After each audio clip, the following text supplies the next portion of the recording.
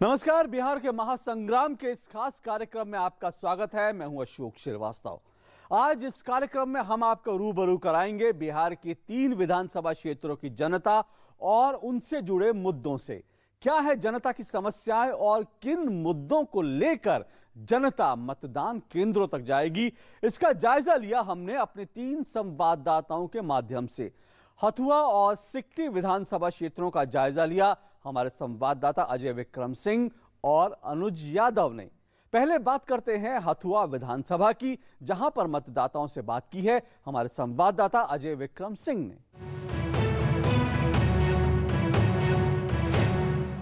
हम इस समय हैं हथुआ विधानसभा में। इस विधानसभा की लड़ाई कई मायनों में काफ़ी अहम हो गई है। यहाँ पर कुल 18 प्रत्याशी चुनाव मैदान में हैं।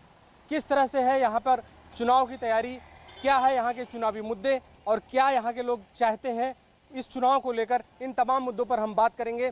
यहाँ पर कुछ लोग इकट्ठा हैं, हम उनसे बात करने की शुरुआत करेंगे। सबसे पहले आपसे हम बात करेंगे। आप बताइए कि आपकी विधानसभा का सबसे बड़ा मुद्दा क्या है?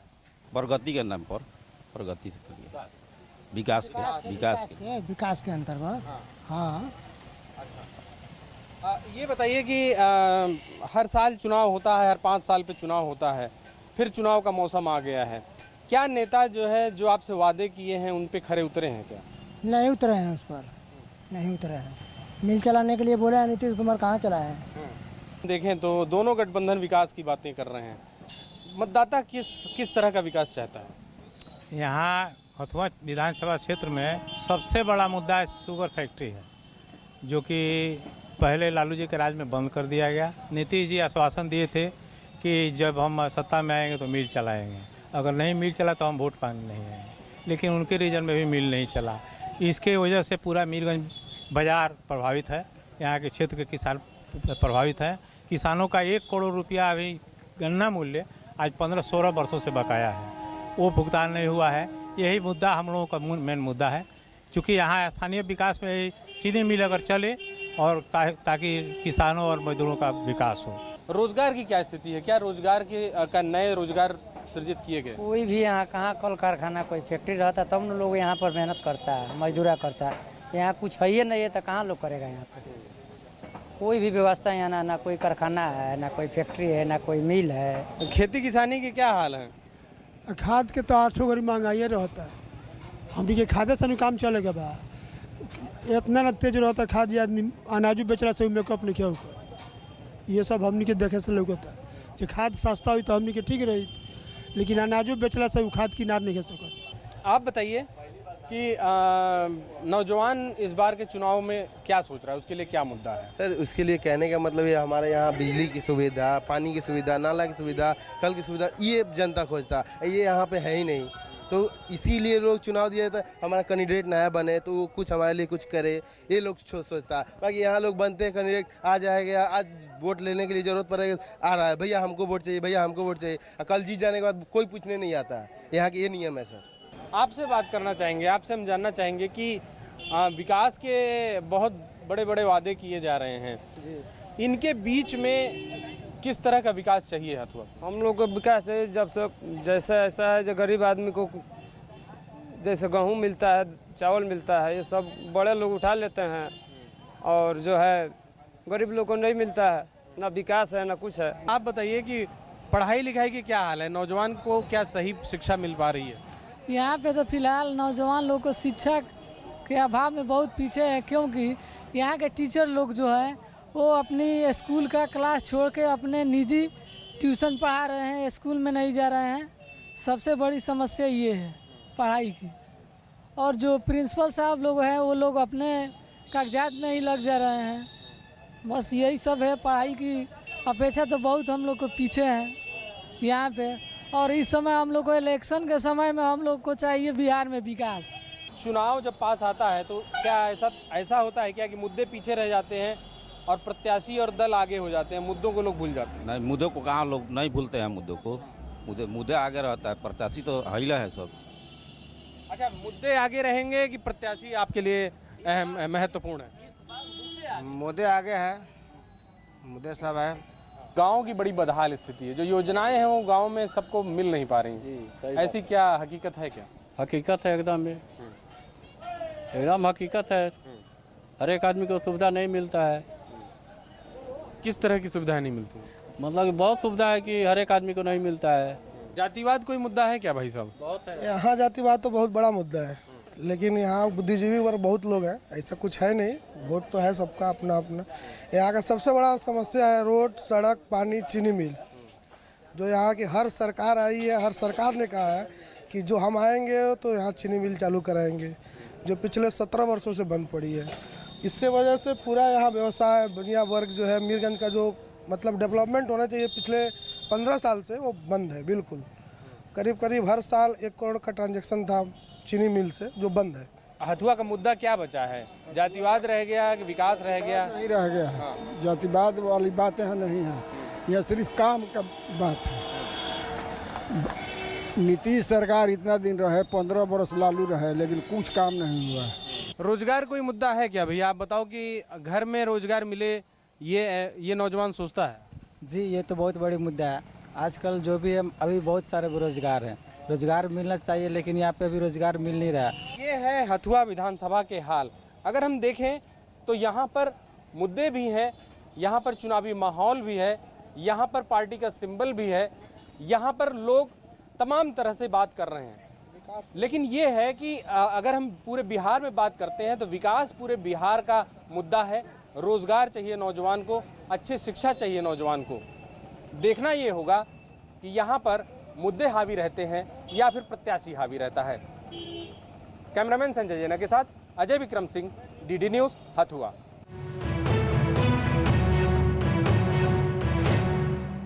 बिहार का महासंग्राम में वक्त है एक छोटे से ब्रेक का। देखते रहिए डीडी न्यूज़।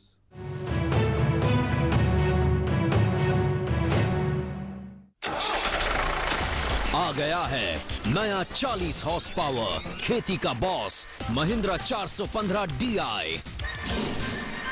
158 NM का सर्वश्रेष्ठ टॉर्क और जबरदस्त पावर। इंजन जो दे शानदार माइलेज, खेती के लिए खास गियर स्पीड्स और 1500 किलो की लिफ्ट कैपेसिटी। खेती का बॉस महिंद्रा 415 DI।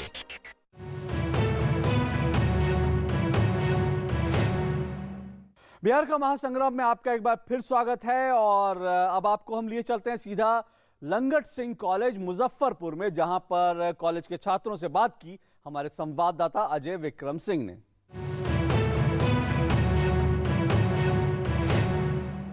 जिस ओर जवानी चलती है उस ओर जमाना चलता है, तलवारों की धारों पर इतिहास हमारा पलता है। हम इस समय हैं मुजफ्फरपुर के LS कॉलेज में। यहाँ पर नौजवानों की क्या मुद्दे हैं, नौजवान क्या चाहते हैं बिहार चुनाव को लेकर, वो क्या चाहते हैं अपने भविष्य को लेकर, इन तमाम मुद्दों पर हम बात करेंगे। सबसे पहले हम बात करेंगे आपसे। आप बताइए, अगर नौजवानों की बात करें तो इस चुनाव को देखते हुए सबसे बड़ा मुद्दा क्या है? नौजवानों को रोजगार मिलना चाहिए। उच्च शिक्षा में जो व्यवस्थाएं बुरी है वो अच्छी होनी चाहिए। शोध के क्षेत्र में अच्छे कार्य होने चाहिए, लेकिन प्रमुख मुद्दा बेरोजगारी है जो दूर होना चाहिए। रोजगार की संभावनाएं सरकार को तलाशनी चाहिए ताकि हर युवा रोजगार पाकर जो है अपने आप को स्थापित कर सके। रोजगार का मुद्दा है। इसके साथ ही साथ अगर हम देखें तो जो नौजवान होता है वो किसी भी लोकतंत्र की तस्वीर तय करता है। आप भारतीय लोकतंत्र की इस ताकत के महत्व को समझते हैं? जी सर, समझते हैं। और इसमें बहुत सारी कमियां हैं, जो कुछ सरकार की तरफ से है, कुछ हमारे तरफ से भी है। हम लोग भी उतना सजग नहीं है, सरकार भी वैसे कदम नहीं ले पा रही है। एकदम पहली से लेकर और एकदम अंतिम शिक्षा तक सभी परीक्षाओं में चोरी धुराझार चल रही है। कहीं भी बंद होने का हम तो क्वालिटी नहीं दे रहे हैं, सिर्फ क्वांटिटी डिग्री खरीद रहे हैं। इसको पहले बंद करना चाहिए और रोजगार के नए अक्सर नए प्लांट FDI को और इफेक्टिव लागू करना चाहिए इस देश में, तभी संभव होगा। और शिक्षा को क्वांटिटेटिव नहीं क्वालिटेटिव बनाना सबसे ज़्यादा ज़रूरी है। शिक्षा को जो है क्वालिटी उसमें लानी चाहिए। लेकिन इसके साथ ही अगर हम बात करें तो जब चुनाव करीब आते हैं तो कहीं ना कहीं जातियों की एक व्यवस्था बन जाती है। नेता लोग उस पर भी कार्ड खेलना शुरू कर। नौजवान इस चाल को समझता है क्या? नौजवान इस चाल को अच्छी तरह समझता है। जब भी चुनाव आता है तो नौजवानों को यूज किया जाता है और हमारे बिहार के जितने भी नेता हैं वो हमेशा जातिवाद का काम किए हैं। हम आपसे जानना चाहेंगे, बिहार चुनाव को देखते हुए जो भी मुद्दे आपके सामने लाए जा रहे हैं क्या आप उसकी असलियत को समझ रहे हैं? जी जी, हम समझ रहे हैं उसकी असलियत को, लेकिन कुछ भी नेता के द्वारा जो कही जा रही है सारी बात गलत साबित हो रही है। मेरा सबसे बड़ा मुद्दा है भ्रष्टाचार। भ्रष्टाचार ख़त्म हो, विद्यार्थी की बातों को सुना जाए। बात यहाँ सुनने वाला कोई नहीं है। ये मेरा खेल विभाग में नहीं उतना कुछ हो रहा है। मैं स्पोर्ट्स खिलाड़ी हूँ, चेस खेलता हूँ। मैं स्पोर्ट्स विभाग में कुछ भी नहीं हो पा रहा है। मतलब नेता के कारण ही हो रहे हैं ऐसा कुछ। क्या 10 सालों में बिहार में कुछ प्रगति की है? इसमें कितनी सच्चाई लगती है आपको? प्रगति तो सिर्फ मुजफ्फरपुर में नज़र आ रहा है, क्योंकि यहाँ नगर निगम का ये हाल है।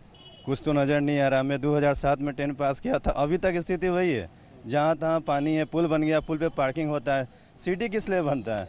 सिटी को पार्किंग का जगह नहीं है। सिटी के पास पार्किंग का जगह नहीं तो फिर सिटी किस काम की? लोग कहाँ पार्क करेंगे? बीच रास्ते पे करेंगे, फिर पब्लिक को दिक्कत है और उस पर भी शिकायत होगी कि कहाँ करें, तो कहाँ विकास हो रहा है। आपको लगता है कि बिहार विकास के पथ पर कुछ आगे बढ़ा है? नहीं, बिहार तो अभी विकास के पथ पर बिल्कुल नहीं बढ़ा है। जो था वैसे ही। कुछ दिन 2005 के बाद कुछ हद तक स्थिति में सुधार आई थी। स्कूल कॉलेजेस में शिक्षक आए, कुछ हालत सुधरी, खेत में पानी पहुंचा, किसानों का कुछ, लेकिन बाद में इन्होंने गठबंधन तोड़ के जो भी विकास हुआ उसको फिर से पीछे ले जाने का काम कर रहे हैं। समस्याएं हैं, अपराध बढ़ा है, लोग कह रहे हैं, लेकिन भ्रष्टाचार की बहुत बात हो रही है। एक नौजवान के तौर पर आप इस समस्या को किस तरह से देखते हैं? भ्रष्टाचार तो पहले भी थी और आज भी है। जहाँ तक भ्रष्टाचार की बात है तो हम देख रहे हैं कि सारे स्कूल कॉलेज और जितने भी मतलब कि ऑफिस हैं, सब में भ्रष्टाचार की चरम सीमा पहुँच चुके हैं। जहाँ भी हम काम करवाने जाते हैं तो सबसे पहले हम लोगों के पास पैसे की मांग होती है, उसके बाद सारे काम होते हैं। तो हम यही कहना चाहें कि ये सब बंद हो और आने वाली सरकार जो आएगी, जो भी सरकार आएगी, इस पर लगाम लगाएं। भ्रष्टाचार पे मुक्ति चाहिए। भ्रष्टाचार अगर हम देखें तो लगभग हम जितने विधानसभाओं में गए हैं वो आम समस्या बिहार की हो चुकी है। अफसरशाही अपने चरम पर है, बिना एक पैसा दिए कोई काम नहीं हो रहा है। नौजवान इसको समझ रहा है, लेकिन बिहार का क्या ये मुद्दा है? बिहार में क्या ये मुद्दा बनने जा रहा है? क्योंकि अगर हम देखें तो हमेशा से कहा जाता रहा है कि बिहार का चुनाव जातियों के जंजाल से मुक्त नहीं हो पाता। आप बताइए, जातियों के जंजाल से मुक्त होकर क्या भ्रष्टाचार कोई मुद्दा बनेगा? देखिए, यहाँ पे जाति और भ्रष्टाचार ही सबसे पहले डिस्कशन है इसका। भ्रष्टाचार हटेगा तभी जाति से आदमी का सोच हटेगा। शिक्षा का स्तर यहाँ पर कितना बदला है? क्या बदलाव हुआ भी है?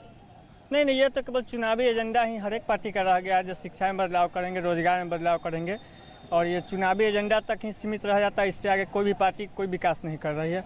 क्या माहौल शिक्षा का यहाँ पर बदला है, या कि जैसे कि ज़्यादातर लोग पढ़ने के लिए बाहर चले जाते हैं, दिल्ली, मुंबई, पटना और कोलकाता, तो यहाँ से लोग बाहर जाते हैं, कुछ बदलाव उसमें भी आया है क्या? ये आपकी बात कहना ठीक है। जैसे कि मैं यहाँ बिहार का हूँ, 12th करके मैंने दिल्ली पढ़ाई के लिए खुद चला गया, बट यहाँ इसलिए बाहर चले जाते हैं कि अच्छे नंबर देते नहीं हैं।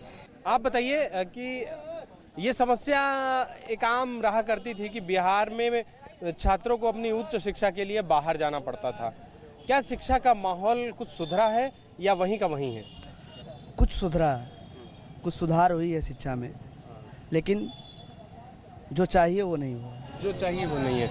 आप बताइए, शिक्षा का माहौल कुछ सुधरा है? क्योंकि हम देखते हैं कि 12वीं तक भी किसी तरह पढ़ने के बाद लड़के बाहर की ओर रुख कर लेते हैं। जी नहीं, बहुत कुछ सुधरा है। सबसे पहले मैं बतलाना चाहूँगा कि शिक्षा मित्र जो है इसमें बहुत सुधार हुआ है। पहली बात कि शिक्षा मित्र में जितने भी मतलब टीचर्स हैं वो बहुत गलत करते हैं, मैं ये बोलना चाहूँ, क्योंकि जाते हैं पढ़ाने के लिए, बच्चे सही से नहीं पढ़ पाते हैं। दूसरी बात कि टीचर वो लोग के चक्कर में सबका मतलब निकल जाता है। सेकेंड बात है कि जितने भी टीचर हैं ये सिर्फ नाम के हैं। शिक्षा मित्र बहुत गलत हुआ है, होकर बहुत गलत हुआ है।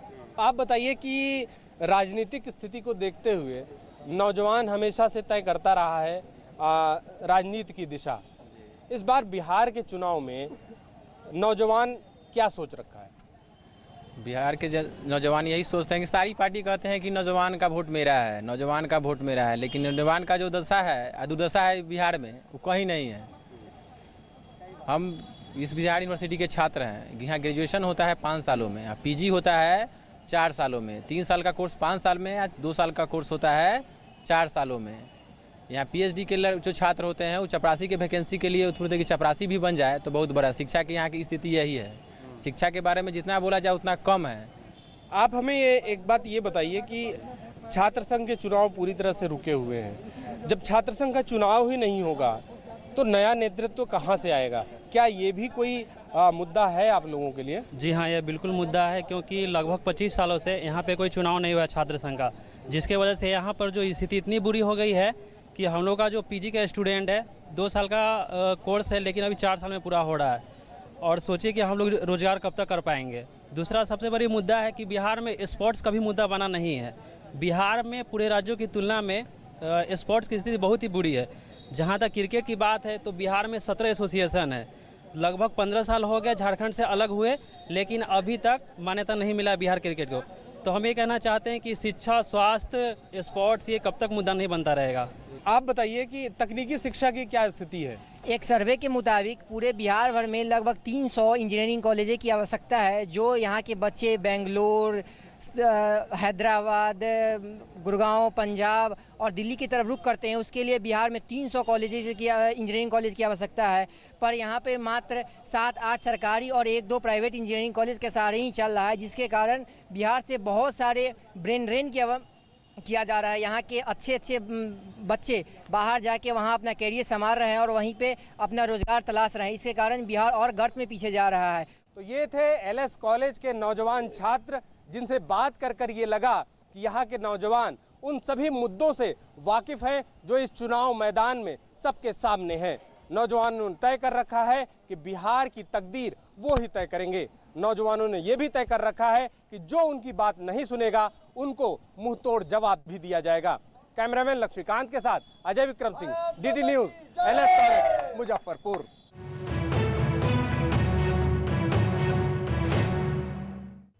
तो ये तो थी जमीनी हकीकत हथुआ और मुजफ्फरपुर की। और अब बारी है सिकटी विधानसभा क्षेत्र की। सिकटी विधानसभा क्षेत्र में वोटरों के मन को टटोला हमारे संवाददाता अनुज यादव ने।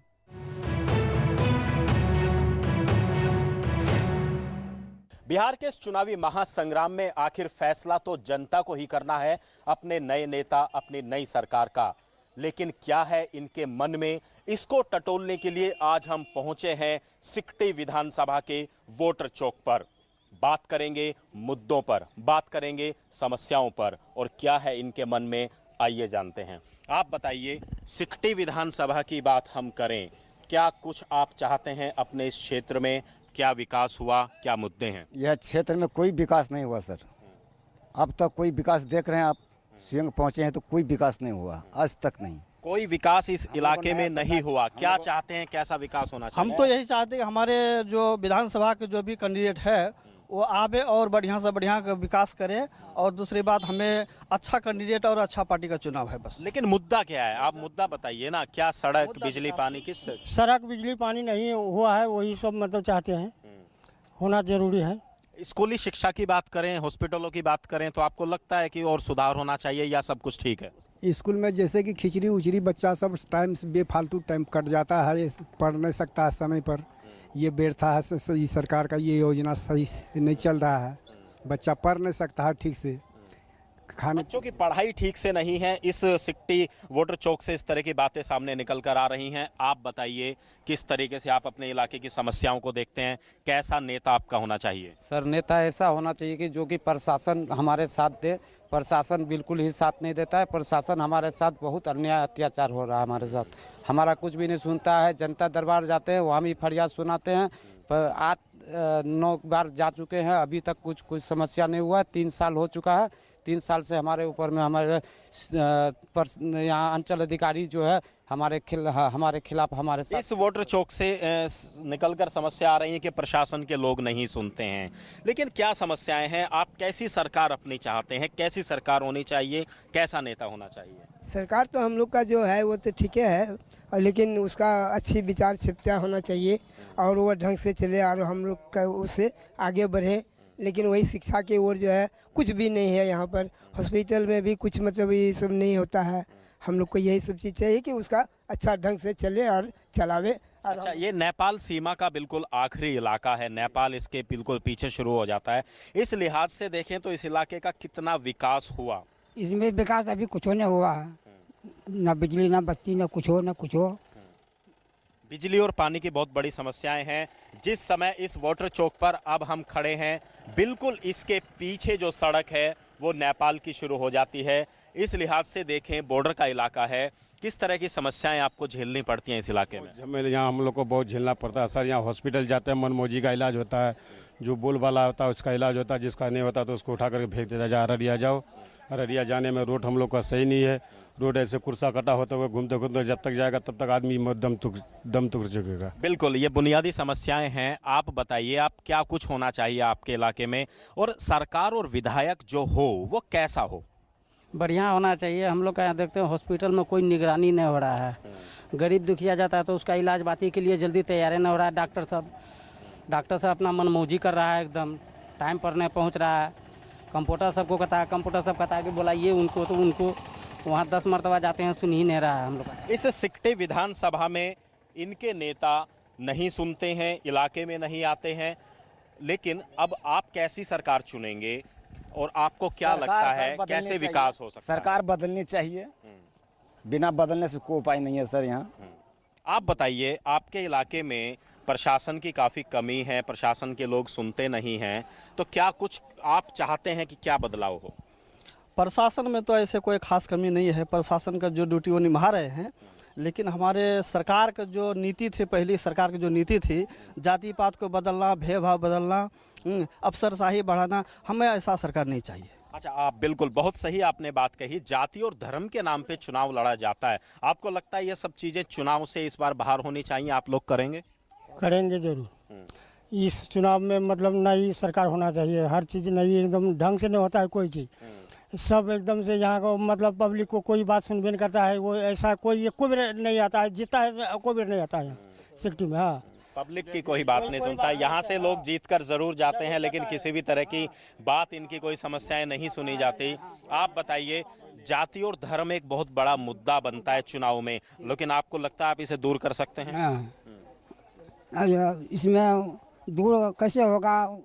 नया सरकार बनने से कोई ये होगा। लेकिन आप तो जाति और धर्म में नहीं फंसेंगे ना इस बार? नहीं। आप? हाँ, जाति धर्म से हम लोग बाहर हैं। हम लोग को सरकार अच्छी होनी चाहिए, ढंग से चलाना चाहिए, उसमें हम लोग भी सहमत हैं। आप बताइए बाबा, किस तरीके से आप अपनी नई सरकार इस बार देखते हैं? कैसा नेता आपका हो? क्या यहाँ के मुद्दे हैं जो उठने चाहिए? सब नेता बढ़िया होना चाहिए हम लोगों को। और जो है थोड़ा आपके इलाके का विकास हुआ? हाँ, हुआ है। क्या काम हुआ आपके इलाके में? रोड घाट ये सब बना है, बिजली आया है। और दूसरा बात क्या है कि थोड़ा महादलित लोगों का जो है शुगर जो है हम लोगों को धान को बहुत क्षति कर रहा है। दलितों की काफ़ी समस्याएं हैं। जो दलित वर्ग है उसको सुनने वाला यहाँ पर कोई नहीं है। तो फिलहाल आज सिकटे विधानसभा से, वोटर चौक से इतना ही, इसी उम्मीद के साथ कि सिकटे विधानसभा का आने वाले समय में विकास होगा। अपने कैमरामैन राकेश कुमार के साथ अनुज यादव, डीडी न्यूज़, सिकटे विधानसभा।